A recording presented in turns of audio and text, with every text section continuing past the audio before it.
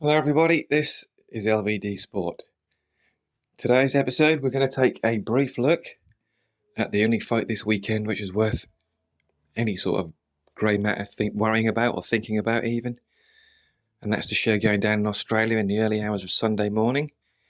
Errol Spence Jr. returns to the ring after a 3-year absence against Tszyu. Would have talked about the undercard, but that's fallen apart at the seams. Jamal Charlo's handler's not able to tell the difference between a visa making him legal to fight in the country or not until very late notice. And then we heard the news last night that cool boy Stephen Fulton Jr. and his fight with Liam Wilson has been called off after Stephen Fulton Jr. had yet more weight issues. No creating an interim title this time around, you see.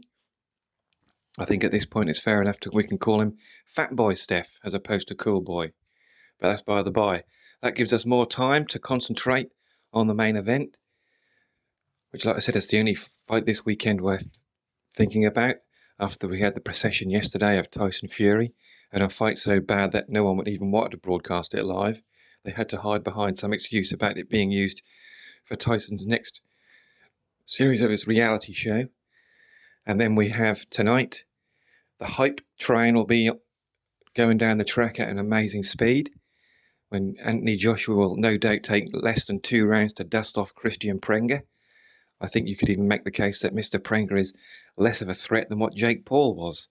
But there we go. I'll be watching that on mute tonight. I don't want to hear Adi Oladipo, Adam Smith, Carl Frampton, et al. Just telling us the same things over and over again. The undercard as well is shocking. Can't believe that Hamza Shiraz has got away with yet another easy touch, and that the guy he should be fighting, Jacob Bank, has had to make do with a fight against Pavel August. If you're unaware, Pavel August recently defeated the man who Hamza Shiraz is fighting tonight. Absolutely amazing job of musical chairs. Well done to Hamza. It's a good job that you're the same religion as the guy who's bankrolling the show. Anyway, let's get back to what we were going to originally talk about, which is Spence and Tszyu. Intriguing aspects about this fight, of course, is the long layoff. I'm quite surprised at the amount of people who are writing off Errol's chances forthwith. To me, he's the favourite. Tszyu, the amount of intrigue of him in the last year or so has been more of what's going on with him outside the ring, rather than what's going on inside the ring, since his in-ring career has imploded since that loss in that bloodbath with Sebastian Fundora in the first fight. Since then, the wheels really came off. Absolutely hammered by background Murtazaliev. He got a couple of... I can't remember if he got a couple of wins in between that, or whether he went straight in with a rematch with Fundora, in which that was a worrying performance. That was the one which I think really took the bloom off the rose for him.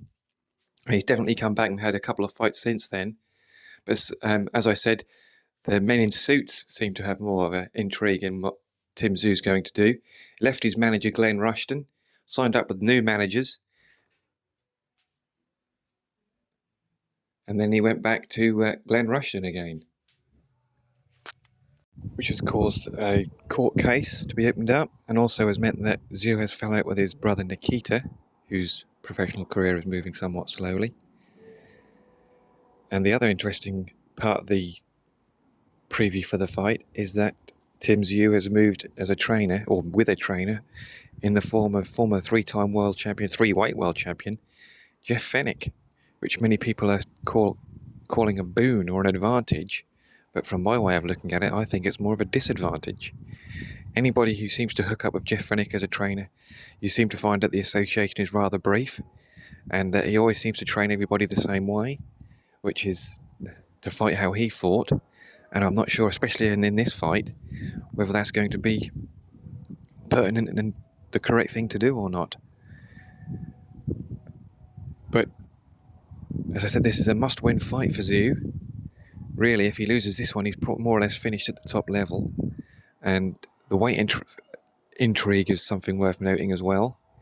The fight was originally set at £157, 3 pounds over the light middle limit, or super welter if you prefer, limit.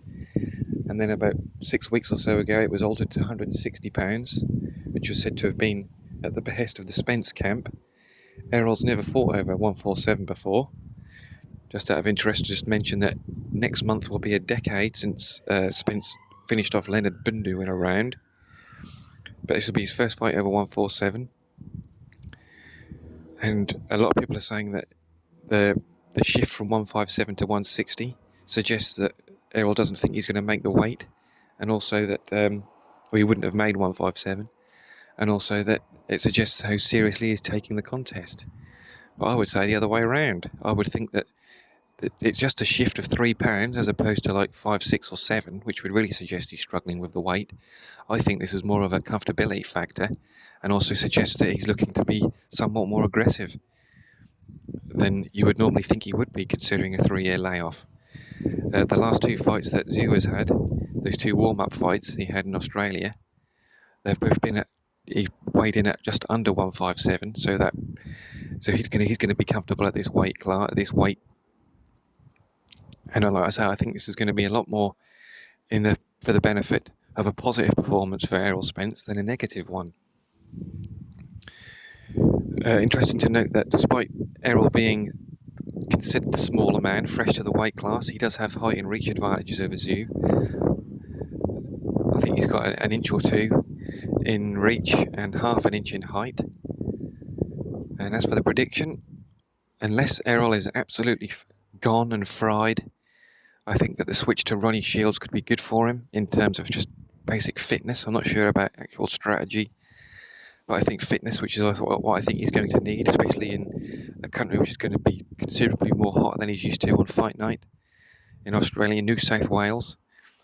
As I say, I think unless Errol is absolutely nowhere near what he was when we last saw him in the ring, and the switch of trainer is not beneficial to him at all, I think that his jab will be crucial.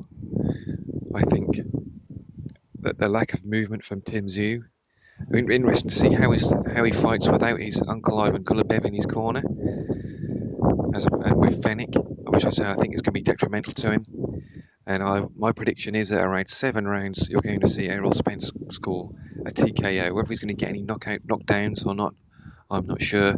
But I think it's going to be a TKO win, definitely in the second half of the fight for Errol Spence. And one last thing I want to touch on, because it's just come to my memory, is that the most interesting fight on the Jeddah undercard tonight, Joshua Prenga. I bet there's no doubts that Fury Prenga would happen if Christian Prenga caused a huge upset tonight, which of course is not going to happen. There's more chance of me landing on the moon in a hot air balloon yesterday than there is of Christian Prenga scoring a victory tonight. Is the Josh Kelly versus Kevin Dejako fight for the IBF Super Welter. Intriguing fight. I think it's difficult to call, but I think one thing is guaranteed, and that I think the fight is going to be an absolute stinker. Both guys can stink the place out. Win this time, look good next time seems to be their motto. Dejako is not the most aggressive fighter, seems to get involved in a lot of long hard distance slogs. Josh Kelly too doesn't seem to have that ability to put the foot on the gas and score a finish. Is not an entertaining fighter. And with it being in neutral territory such as Jeddah, I think that's going to give an even more reason for both fighters to not give their all in terms of an action-packed fight. They're both going to be looking at getting the victory and nothing more, nothing less. And I don't know why, but I just feel like Kevin Dejako is going to cause the upset. Whether or not, he always seems to have close fights which could be scored either way. More often than not, I score against him when I score his fights, but he always seems to get the victory. And I think that's what we're going to see tonight. We're going to see the Kelly camp crying foul. We're going to see another failure from Adam Booth. He seems to have as many losses as he does wins, but gets a lot of credit for being a brain on the sport. Always see him on panel shows more than you see him in the corner. And I'm going for a victory for Dejako. Anyway, that's enough for me. I've been rambling on long enough. Excuse me. And hopefully you enjoy the fights. And until next time, keep your gloves up and your chin down. This is LVD Sport.